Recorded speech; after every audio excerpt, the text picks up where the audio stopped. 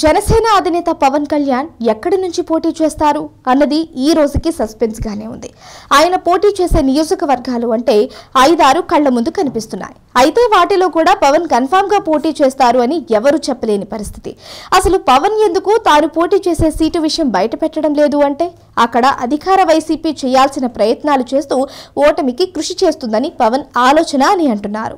ఒక విధంగా ముందు జాగ్రత్త అని కూడా అనుకోవచ్చు. దానికి కారణం 2019 ఎన్నికలలో పవన్ 2 చోట్ల పోటీ చేస్తే 2 చోట్ల ఓటమి పాలయ్యారు. ఆ రకమైన చేదు అనుభవం ఆయనకు మిగిలి ఉంది. అందుకే ఈసారి సకల జాగ్రత్తలు తీసుకుంటున్నారు. అయితే జనసేనలో ఉన్న నాయకులు, కొత్తగా వచ్చి చేరుతున్న నేతలందరూ కూడా పవన్ కళ్యాణ్ ని తమ ప్రాంతాల నుంచి పోటీ చేయమని కోరుతున్నారు. తిరుపతి నుంచి పోటీ చేయమని కోరేవారు ఉంటే అనంతపురం జిల్లా నుంచి పోటీ చేయమని అడిగేవారు ఉన్నారు. ఇక కాంగ్రెస్ వైసీపీలో పనిచేసిన మాజీ మంత్రి కొణతాల రామకృష్ణ అయితే పవన్ ని ఉత్తరాంధ్ర నుంచి పోటీ చేయమని కోరుతున్నారు.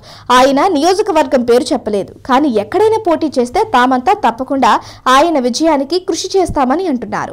పవన్ 2019లో ఉత్తరాంధ్ర ముఖం ద్వారా ఆయన విశాఖ జిల్లా గాజువాక నుంచి పోటీ చేశారు, ఓడిపోయారు. అయితే ఈసారి పరిస్థితి అంతలా ఉండదనే అంటున్నారు.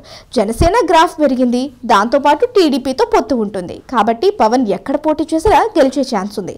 మరి పవన్ విశాఖ నుంచి పోటీ చేస్తారా, లేక విజయనగరం నుంచి బరిలోకి దిగుతారా, లేక ఉత్తరాంధ్రలోనే అత్యంత వెనుకబడిన శ్రీకాకుళం జిల్లా నుంచి పోటీకి రెడీ అంటారా అన్నది చూడాలి.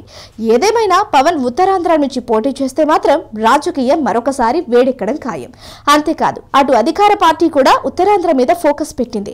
తెలుగుదేశం ఆశలు అన్ని కూడా ఉత్తరాంధ్ర మీదనే ఉన్నాయి. దాంతో ఏపీ మొత్తం రాజకీయం ఉత్తరాంధ్ర వైపు టర్న్ అవుతోంది. ఇంతకీ పవన్ ఉత్తరాంధ్ర వైపు మొగ్గు చూపుతారా, లేక గోదావరి జిల్లాలోనే పోటీ అని అంటారా అన్నది కూడా ఆలోచించాలి.